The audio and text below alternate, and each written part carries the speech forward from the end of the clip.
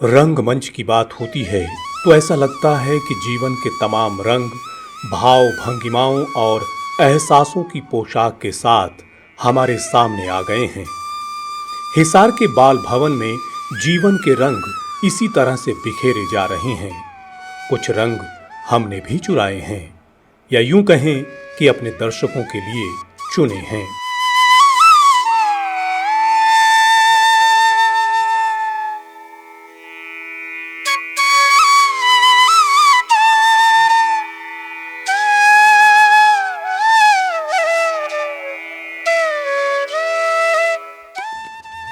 रंगमंच से जुड़ा हुआ कलाकार अभिनय कला की प्रस्तुति देते हुए ऐसा प्रतीत होता है मानो ये अभिनय नहीं, कला का जीवांत प्रस्तुतिकरण हो। हिसार के बाल भवन में अभिनय रंगमंच की फुलवारी में पूरे देश से कला एवं संस्कृति के पुष्प एकत्र हुए।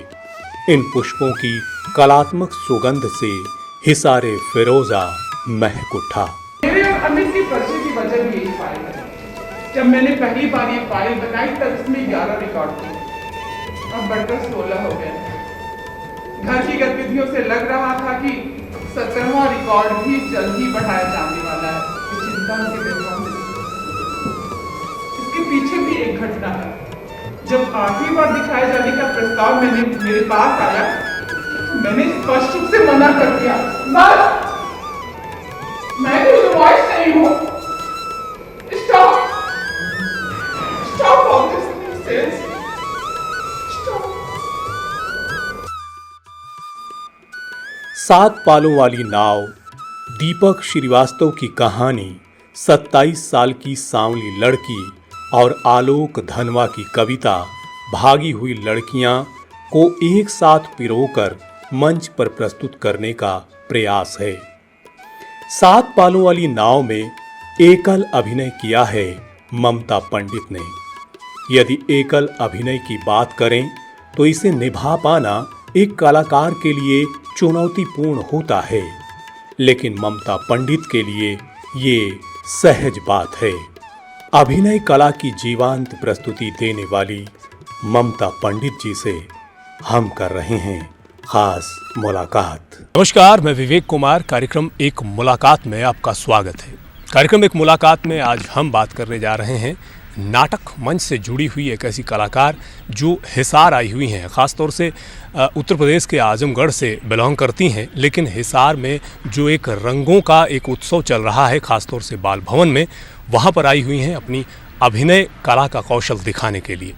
उनसे बातचीत करेंगे, जानेंगे कि वो किस प्रकार से इस माध्यम से जुड़ी हैं और किस प्रकार से वो इस कला को आगे बढ़ा रही हैं। सबसे पहले ममता पंडित जी, आपका स्वागत है हमारे इस चैनल पर। बहुत बहुत धन्यवाद आपका कि आप लोगों ने मुझे यहाँ पे बुलाया और बातचीत किया।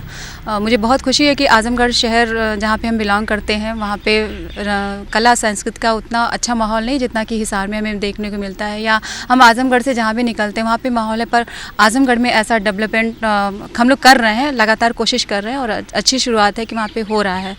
कल्चरल के इवेंट हो रहे हैं, पेंटिंग हो रहे हैं, डांस हो रहे हैं और अब नाटक भी हो रहे हैं। तो मुझे बहुत खुशी है कि यहाँ पे हमने आया और यहाँ पे देखें कि इस तरह का फेस्टिवल है यहाँ पे। जी तो बिल्कुल। ममता जी, मैं जानना चाहूँगा, सबसे पहले हम बातचीत करेंगे कि जो आज का जो आपका नाटक है वो किस थीम पर आधारित है, क्या नाम है और किसकी रचना है, उस पर हम बातचीत करना चाहेंगे। वो उसके बारे में बताएं। आज का नाटक हमारा है 7 पालों वाली नाव। 7 पालों वाली नाव जो है कि आलोक धनवा की कविता है भागी हुई लड़कियां, और दीपक श्रीवास्तव की कहानी है 27 साल की सांवली लड़की। ये दोनों का नाटक और कविता कहानी का कोलाज बनाकर एक तैयार किया गया है। कविता और कहानी का कोलाज है ये नाटक। और ये नाटक पूरा स्त्री विमर्श पे है, क्योंकि आजकल जो रंग भेद को लेकर आते हैं मामले सामने कि दहेज उत्पीड़न होता है, कि अगर हमारा रंग सांवला है, हम एजुकेटेड भी हैं, फिर भी हमारे सांवले रंग के कारण शादी नहीं होती है, और अगर हो भी जाती है तो दहेज का डिमांड बहुत ज़्यादा होता है। तो एक तरह से ये पूरा मतलब स्त्री विवाद है, और हम चाहते, ये अक्सर होता रहता है, छोटे शहर हो चाहे वो बड़े शहर हो, ये दिक्कतें हर जगह आती रहती जाती हैं। तो हम मुझे लगा कि इस विषय पर भी नाटक करना बहुत ज़रूरी है। और हमने, मेरे एक दोस्त हैं वो भारतेंदु लखनऊ से BNA पास आउट है, तो मैंने उनसे बात किया तो वो कहें कि नहीं ठीक है हम लोग इस पर करते हैं काम। तो फिर उन्होंने मेरे लिए प्ले डायरेक्ट किया, जिसकी जो है आज 26वीं प्रस्तुति है। और ये लगातार भोपाल, दिल्ली और आजमगढ़, लखनऊ, बनारस हर जगह हो चुके हैं। फिर हिसार हमारे आज 26वां प्रस्तुति है जी। यदि बात हिसार की करें तो हिसार में आने के बाद आपको कैसा महसूस हो रहा है? ख़ास तौर से जो है हिसार में किस प्रकार से आना हुआ, उसके बारे में थोड़ा बताएं। एक्चुअली क्या है कि हिसार में हमें और पहले आना था, लेकिन यहाँ पे आरक्षण और उसको लेकर काफ़ी यहाँ पे विरोध हुआ था, इस वजह से पूरा कार्यक्रम पोस्टपोन हो गया था। तो फिर जब ये माहौल शांत हुआ तो मनीष जी ने फिर से ये कार्यक्रम शुरू किया। आने में पहले एक बार तो डर रहे थे हम कि वहाँ पे जाएंगे तो परिस्थितियाँ वहाँ पे क्या हो सकता है, क्योंकि हम भी लोग जहाँ से छोटा शहर है, लेकिन मानसिकता भी थोड़ी छोटी होती है कि वो मतलब आदमी होते तो वो तो भेज देते, लेकिन औरत निकलना बहुत मुश्किल हो जाता है। तो तमाम तरह की दिक्कत थे, बट यहाँ आने के बाद मुझे ऐसा कुछ भी नहीं, मुझे लग रहा था कि हम अपने शहर आजमगढ़ में ही हैं। जी जी बिल्कुल। ममता जी, एक जिस प्रकार से आपने जिक्र किया कि आप यहाँ आने में लेट इसलिए हो गई क्योंकि हिसार जो हरियाणा प्रदेश है उसमें कुछ हालात ऐसे बने हुए थे, तो ये जो इतने दिनों तक एक तरह का जो है यहाँ पर जो माहौल रहा, एक कलाकार होने के नाते क्या कहना चाहेंगी आप? बस ये कहना चाहती हूँ कि कोई भी मुद्दा हो आप उसे प्यार से हैंडल करो, चाहे वो आप आरक्षण की बात करें, चाहे अपने ही किसी मुद्दे की बात करोगे, तो अगर हम मारपीट लड़ाई झगड़ा करेंगे तो उससे कुछ भी नहीं होने वाला है, हालांकि मेरा ही नुकसान होगा और हम अपनी बात को भी नहीं रख पाएंगे। अगर जो भी मुद्दा उठाना है, जो भी क्रांति लाना है, तो उसका है कि हम बिना मारपीट मतलब सत्य अहिंसा का पालन करते हुए उस चीज़ को हम पालें। जी, पा सकते हैं जी। बिल्कुल, जाहिर तौर पर अभी तो आपसे जो बातचीत हुई वो आपके नाटक के बारे में हुई, आप वहाँ से आई हैं। अब मैं जानना चाहूँगा कि किस प्रकार से ये शुरुआत हुई, नाटक के प्रति शौक कब पैदा हुआ और कैसे जुड़ी आप, उनके बारे में भी हमारे दर्शकों को। जी, सबसे पहले मेरा शौक बचपन से था कि मेरी एक अलग पहचान हो, क्योंकि मैं देखती थी कि मेरी उम्र की लड़कियां वो पढ़ने में बहुत तेज़ हैं और मतलब वो बाहर जाती हैं, वो अलग तरह से उनकी मतलब फैमिली भी उनका सपोर्ट करती है, लेकिन मेरे फैमिली में ऐसा बिल्कुल कुछ नहीं था। मैं रूढ़िवादी मतलब ब्राह्मण के घर में मेरा जन्म हुआ, तो पापा लोग को भी पसंद नहीं था कि हम बाहर किसी भी कल्चरल प्रोग्राम में हिस्सा लें या उसमें हम जाके भाग लें और वहाँ पे जाके शो करें, तो उन्होंने मना कर दिया था। लेकिन मन में ये इच्छा थी कि कहीं ना कहीं मेरी भी पहचान हो। और लेकिन मेरी शादी भी बहुत जल्दी कम उम्र में हो गई, 18 साल में ही मेरी शादी हो गई थी और अरेंज मैरिज हुई। लेकिन मुझे बाद में पता चला कि मेरे जिससे शादी हो रही है वो थिएटर करते हैं, तो और फिर उन्होंने मेरा बहुत सपोर्ट किया। फिर क्योंकि उनका एक शो था आगरा में, तो वहाँ पे नादरा जी से मुलाकात हुई, तो नादरा जी किससे बातचीत हुआ तो उन्होंने वो हुआ कि बातचीत में कि हमें क्या क्या दिक्कत आती है जब हम एक नाटक करने जाते हैं। तो सबसे पहली प्रॉब्लम आई एक्ट्रेस की, तो उन्होंने कहा कि अगर आपको अपना नाटक कला को वहाँ स्थापित करना है तो आप अपनी बहन को लाइए और अपनी बीवी को लाइए, उनसे काम करें, आपकी देखा देखी और भी लोग लाएंगे और जोड़ेंगे, तो इससे क्या होता है कि आपकी समस्या दूर हो सकती है। तो फिर उन्होंने मुझे लाया, फिर मेरी एक बाकायदा ट्रेनिंग हुई। मैं संगीत नाटक एकेडमी से 2.5 महीने का कोर्स करके फिर उसके बाद अपने ग्रुप से जोड़कर प्रोडक्शन भी करती हूँ, ग्रुप प्रोडक्शन भी चलता है। अभी हम 7 पालों वाली नाव की प्रस्तुति कर रहे हैं। जी बिल्कुल, 7 पालों वाली नाव की प्रस्तुति के लिए आप हिसार भी आई हुई हैं। इसके अलावा कौन कौन से ऐसे नाटक हैं जो अभी तक आपने किए हैं, कुछ हमारे दर्शकों को बताइए उनके नाम और किस प्रकार से उसमें किस तरह का अभिनय रहा। मेरे ग्रुप जो हमारी संस्था है सूत्रधार से कई नाटक हो चुके, जैसे कि शिव मूर्ति जी कहानी, कसाई बड़ा, अभी शिकागो में उसका प्ले खेला जा रहा है और अगली बार हम लोग को दिसंबर में इनवाइट किया जा रहा है वहाँ पे शो करने के लिए। दूसरा अंधेर नगरी है, फिर हवालात है, अहल्या आज की है, रामचरितम है और ये कैसा इंसाफ नौटंकी है।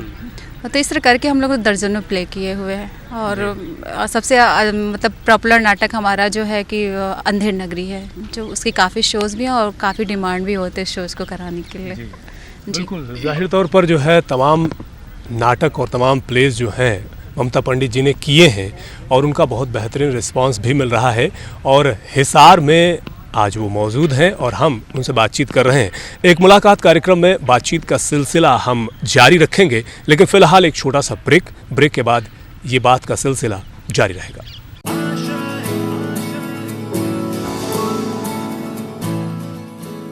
What is your purpose of life? एक पर्पस हो गया लाइफ का कि मुझे मरना नहीं है। मौत आएगी ये तो मुझे मालूम है। मुझे लोग याद करें बाद में कि भी था, एक आदमी था, उसने ज़िंदगी में ये किया, ये अच्छा किया, उसकी वजह से वो याद अभी भी किया जाता है। At this age, how we can decide again purpose so that with the same energy. मैंने 30 साल की उम्र में जो मैंने अपना पर्पस तय किया, वो पर्पस आज तक चेंज नहीं हुआ मेरा। I am now 64।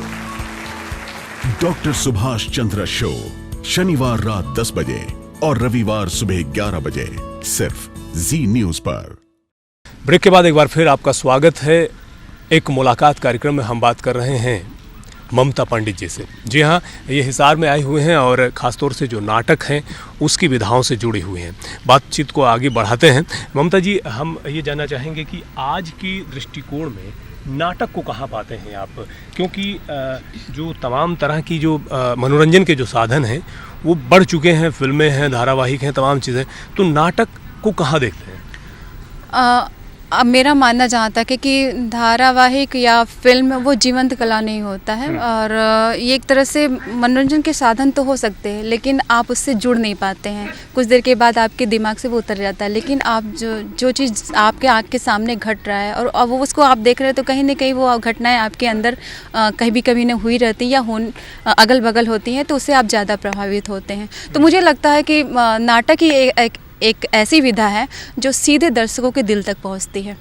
और फिल्म, धारावाहिक, ये तो बस एंजॉय करने की चीज़ है। कुछ दिनों के बाद, कुछ समय के बाद वो दिमाग से उतर जाते हैं। जी बिल्कुल, जाहिर तौर पर नाटक जो है वो कलाकार दिलों तक पहुंचता है। लेकिन एक चीज़ ये भी है कि आज के परिदृश्य में नाटक कब तक सरवाइव कर पाएगा? क्योंकि जहाँ तक फाइनेंस की बात आती है, बहुत से स्टेट ऐसे हैं जहाँ पर जो गवर्नमेंट है वहाँ की वो हेल्प करती है, लेकिन बहुत सी जगह ऐसा है नाटक के लिए सबसे बड़ी दिक्कत आती है, उन्हें मंच नहीं मिल पाता है। ख़ासतौर से हर जगह जो है बात पैसे की आती है। तो वो उस क्षेत्र में अभी क्या कुछ करना बाकी है, वो आप ऐसा है कि जहाँ पे सुविधा उपलब्ध नहीं हो पाती, लेकिन वहाँ पे भी अगर धीरे धीरे काम शुरू करते हैं तो आपके सपोर्ट में धीरे धीरे लोग जुट जाते हैं और वो फाइनेंशियली सपोर्ट करने लगते हैं। जबकि हम चाहते हैं कि हमारे यहाँ आजमगढ़ से बहुत ऐसे बड़े बड़े विभूतियाँ निकली। शबाना आज़मी जी भी हैं, कैफ़ी आज़मी है, और जो है कि साहित्य में हरिओत जी थे, और ये लोग बड़े नाम थे। लेकिन अभी क्या है कि आजमगढ़ में जो मूल कल्चरल होता है, जैसे कि हमारे क्या का जो फोक है धीरे धीरे ख़त्म हो रहा है, तो हम इसको कैसे ला सकते हैं? तो इसका क्या है कि हम अपने सीमित संसाधनों में जो हमारे पास हैं उसी में ही हम उनको इनवाइट करें कि आप आइए हमारे ग्रुप के साथ काम कीजिए। ऐसे ही कि हम लोग ज़रूरी नहीं है कि हमें ऑडिटोरियम ही मिले, हम जैसे कि स्पेस कहीं भी ले लें, बेंच ले लेते हैं और या मेज लेते हैं, उससे ही हम स्टेज बनाएं, ऑडियंस अपने आप आ जाएंगे। तो कोई नाटक कभी किसी चीज़ का मोहताज नहीं रहता। अगर आपको जुनून है, आप करना चाहते हैं, तो नाटक तो हम यहीं पे बिछा देंगे चादर और नाटक करना शुरू कर देंगे, तो ऑडियंस अपने आप आएगी। कभी भी नाटक को किसी चीज़ की ज़रूरत नहीं होती है। हाँ, एक होता है कि आप जब प्रोफेशनल ग्रुप से आप जुड़ते हैं तो वो डिमांड बढ़ते जाते हैं और सुविधाएं होती रहती, पर हमारे पास पहुंच नहीं पाती हैं। तो ये है कि सही जानकारी अगर लोग देने वाले हो कि अगर आपको यहाँ से फाइनेंस जो कि फाइनेंस की दिक्कत आती है, आप बता ही रहते हैं, तो फाइनेंस की दिक्कत होती है, लेकिन अगर जानकारी हो कि मिनिस्ट्री कल्चर या आपके बहुत बड़े बड़े जो प्रचार प्रसारक होते हैं वो आपको सहयोग कर सकते हैं, तो वहाँ पे भी सहयोग किया जा सकता है। जी, बात अभी आप निकल के आई लोक संस्कृति की, उसको बचाने में कहाँ तक जो है नाटक कारगर साबित हो रहे हैं? क्योंकि हर प्रदेश की बात की जाए, पूरे देश की बात की जाए, तो धीरे धीरे जो पुरानी संस्कृति है वो कहीं ना कहीं लुप्त होती जा रही है, शायद उसको हम बचा नहीं पा रहे हैं। तो क्या जो नाटक है वो कहीं ना कहीं इसको बचाने में काफ़ी हेल्पफुल साबित? बिल्कुल, जहाँ कि अगर हम देखें तो फोक में भी एक नाटकीय तत्व होता है, मौजूद है, कि जैसे कि हम ले लीजिए बधाई गीत गाते हैं, बधाई गीत में भी आपको एक नाटकीय तत्व, नाटक का थोड़ा सा रूपांतर, छोटा लघु नाटक आपको दिख जाएगा। तो हमें ये मान के चलना चाहिए कि हम लोक विधाओं को ज़्यादा से ज़्यादा जोड़ें और उसमें जो नाटकीय तत्व लेकर एक नया प्रयोग करके हम उस फोक को जिंदा किया जा सकता है। और उसको मंच अगर हम देंगे तो धीरे धीरे हमारे जो दोस्त हैं वो भी कहेंगे नहीं फोक अच्छा है, उसको हमें ज़िंदा करना है, तो वो भी मंच देंगे। ऐसे क्या होता है कि हम लोग एक पूरा सर्कल ग्रुप में करेंगे तो इसका प्रचार प्रसार भी होगा और उसको लगेगा कि नहीं इसके जीविका का साधन भी इसके द्वारा आ सकता है। जी बिल्कुल, जाहिर तौर पर जो है आप नाटक से जुड़ी हुई हैं, तो हम चाहेंगे कि कोई ऐसा नाटक या ऐसा कोई डायलॉग जो आपका बड़ा फेवरेट हो, जिसको बोलने में आपको लगता हो कि ऑडियंस जो है वो जो है अट्रैक्ट होती है, तो वो एक बार हमारे दर्शकों को थोड़ा सा जो है आप अगर करके दिखाएं तो ज़्यादा अच्छा लगेगा। नाटक का डायलॉग तो बहुत मुश्किल हो जाता है जब ये होता है कि आप परफॉर्म कीजिए।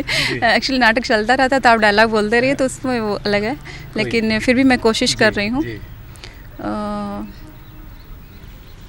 हमारा एक डायलॉग है कसाई बाड़े का, जिसमें शनिश्री जो होती है कि उसकी बिटिया की शादी होती पंचायत में होता, जैसे कि आजकल सामूहिक विवाह का जो चला है, तो वैसे भी गांव में चलता है कि सामूहिक विवाह प्रदान करता है अपने वोट के लिए। तो उसमें शनिश्री की बिटिया भी रहती है और वो जाता है तो बिटिया की शादी करता है, लेकिन वो बिटिया की शादी तो हो जाती है पर वो उसको पता नहीं रहता, उसकी बिटिया को बेच दिया जाता है। तो वहाँ पे वो आती है, चिल्लाती, कहती है अरे परधनवा दो गलवा, अरे तो के सुनात ना है का रे, काने माटी भरल है, अरे जनखा हिजड़ा बिटियन के मांस बेच बेच के अपन दुतली तनल हुए, अरे ढोला पड़ी तोरे लाश में और कुत्ता नोच नोच खई है, अरे सुनात का ना, अरे प्रधान के लुंगा में घुसल हुए का रे जनखा हिजड़ा, निकल बाहरे। क्या बात है, बहुत बहुत अच्छा लगा जान करके, और ख़ासतौर से हमारे दर्शकों को भी पसंद आएगा जिस प्रकार से आपने ये एक विधा करके दिखाई है। अब मैं ये जानना चाहूँगा कि अभी ये सिर्फ नाटक से जुड़े हुए हैं आप, या फिर कुछ सीरियल्स या जो रुपहले पर्दे हैं उसकी तरफ भी कोई तैयारी है या उसके लिए? नहीं, अभी तो नहीं है, क्योंकि हमारे 2 बच्चे छोटे हैं, तो अभी हम पहले उनका करियर देखेंगे। और हमारा सिर्फ हम दोनों हस्बैंड वाइफ नाटक ही करते हैं, हमारी जीविका का साधन भी नाटक है जी, और हमारा परिवार भी नाटक से ही चलता है। तो और फिल्म और सीरियल के लिए भी पर्याप्त समय है, और अभी हम उधर मेरा ध्यान बिल्कुल नहीं है, अभी सिर्फ नाटक ही नाटक है। बिल्कुल। अब ये बताइए कि जो आज जब आप कहीं भी प्ले करते हैं तो दर्शक मिल जाते हैं या फिर जो है उन्हें एफर्ट्स करने पड़ते हैं कि वो लोग आएँ? क्योंकि जैसा कि मैंने पहले भी कहा कि आज के दौर में मनोरंजन के जो साधन हैं बहुत ज़्यादा हो गए हैं, तो नाटक कितना दर्शकों को अपनी ओर आकर्षित कर पाता है आज के परिदृश्य में? नाटक तो थोड़ा सा, क्योंकि अगर आपका बौद्धिक स्तर कम है तो समझने में थोड़ी मुश्किल तो ज़रूर आती है, लेकिन अगर आपको ये सोच के तैयार करना होगा नाटक कि हमें ऑडियंस के लिए तैयार करना है, तो आप उनकी लैंग्वेज का इस्तेमाल करेंगे, उनकी चाल ढाल आप अगर करेंगे तो ज़्यादा वो आकर्षित होंगे और ज़्यादा से ज़्यादा तादाद में आके वो नाटक देखेंगे। लेकिन अगर उनके मन के अनुरूप नहीं होगा तो वो नहीं देखेंगे। तो हमें नाटक करने से पहले एक बार देखना चाहिए कि हम कहाँ कर रहे हैं, क्यों कर रहे हैं, किसके लिए कर रहे हैं। अगर ये ध्यान में रखकर हम नाटक करेंगे तो नाटक आपका बहुत सक्सेसफुल होगा। आपको ऑडियंस को परचेजिंग नहीं करना, वो ऑडियंस आपके यहाँ खुद आएगी। जी बिल्कुल, जाहिर तौर पर जो है नाटक जो है अब अगर वो वहाँ के परिदृश्य के अनुरूप हैं और वहाँ के जो लैंग्वेज है उसको देख करके लिखे गए हैं और उसे प्ले किया जाता है तो ऑडियंस में कोई दिक्कत नहीं आती, लोग पहुँचते हैं। मैं जानना चाहूँगा कि आज जो लोग जुड़ना चाहते हैं नाटक से और जो इस फील्ड में आना चाहते हैं, उन्हें क्या किस तरह का टिप्स देना चाहेंगी? क्योंकि बहुत लंबे समय से आप जुड़ी हुई हैं और लगातार जो है आप नाटक भी कर रही हैं, तो नए जो यूथ हैं उनके लिए क्या कहें? मेरा बस इतना कहना है कि आप जो भी काम करो उसको दिल से करो, लगन से करो, मेहनत करके। ये नहीं कि हम दूसरे के लिए कर रहे हैं, खुद के लिए कर रहे हैं, तो आप ज़रूर सक्सेसफुल हो। चाहे वो नाटक हो, चाहे आपको किसी भी फील्ड में जाना हो, या डॉक्टर की ट्रेनिंग के या इंजीनियर के लिए, बस उसको अपना समझ के करो। तो अपना करोगे तो सक्सेस आपके कदम चूमेगी और सफलता आपको हमेशा मिलता रहेगा। तो ममता जी, जैसा कि आपने बताया कि आप भी प्ले करती हैं, हस्बैंड भी प्ले करते हैं, तो अब हस्बैंड मेरे डायरेक्टर हैं, हाँ। लेकिन जुड़े हुए इसी क्षेत्र से हैं। लेकिन अब मैं ये जानना चाहूँगा कि जो बच्चे हैं आपके, हाँ। क्या दिमाग में कुछ ऐसा है कि इसी क्षेत्र में जो है उन्हें इस विधा को आगे बढ़ाने के लिए जो है उन्हें भी प्रेरित करेंगे? नहीं, क्योंकि बच्चों के ऊपर कभी अपना चीज़ नहीं थोपना चाहिए। तो मेरा भी मानना है कि अगर बच्चे इसको अपना करियर वो बनाते हैं खुद से, तो मैं उनको पूरा सपोर्ट करूँगी। अगर वो नहीं करेंगे तो हम ज़बरदस्ती भी नहीं करेंगे, नहीं तुम्हें यही करना है। तो क्योंकि हम लोग अक्सर क्या होता है ना कि माँ बाप जो कुछ नहीं अपने कर पाते तो बच्चों से करवाना चाहते हैं, तो हम नहीं चाहते क्योंकि जीवन एक बार मिलता है, बार बार नहीं मिलता है, तो सबका अपना अपना जीवन अपने तरीके से जिए। तो हम नहीं चाहते कि बच्चे मेरा जीवन जिए। तो मैं चाहती हूँ कि बच्चे हमारे, क्योंकि मेरे 2 बच्चे हैं, एक तो और हम लोग का फैमिली ड्रामा भी हो जाता है क्योंकि हम कहीं जाते हैं तो बच्चों को छोड़ के नहीं जा पाते हैं, तो हम उनको इस फील्ड में लाते हैं कि आप छोटा छोटा एक्टिंग कर लो तो हमारे साथ जा सकते हो।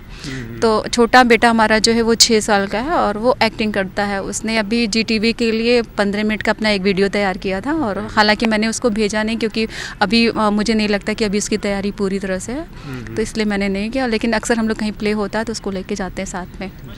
तो बस ये है कि हम चाहते हैं कि बच्चे अपना खुद का जो है, अगर वो उसको लगता है कि मेरे मदर फादर इसमें लगे हुए हैं, मुझे सपोर्ट करना है, तो बच्चे अगर अपनी तरफ से करेंगे तो मुझे पूरी वो है, मैं उनको सपोर्ट करूँगी, वो जो भी कुछ करना चाहें। लेकिन अदरवाइज़ अगर वो नहीं तैयार है तो हम ज़बरदस्ती भी नहीं कर सकते हैं कि आप इस फील्ड से जुड़िए। ममता जी, एक सवाल ये है कि जैसा कि हम फिल्मों में देखते हैं, जो लोग, जो ऐसे कलाकार जो थिएटर से जुड़े हुए हैं और जो डायरेक्ट मूवी में, फिल्मों में आते हैं, उन दोनों में एक्टिंग में बड़ा डिफरेंस नज़र आता है। वो कैसे होता है, वो थोड़ा बताएं।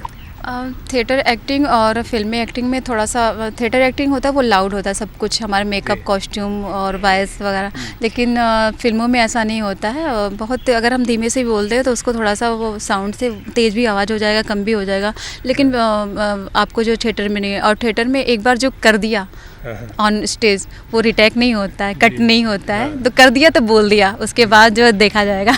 लेकिन फिल्मों में ऐसा होता है कि अगर उनको पसंद नहीं आता तो कट बोल के फिर से कहते नहीं, आप फिर से बोलो, अलग अलग मूड से, अलग अलग शेड से।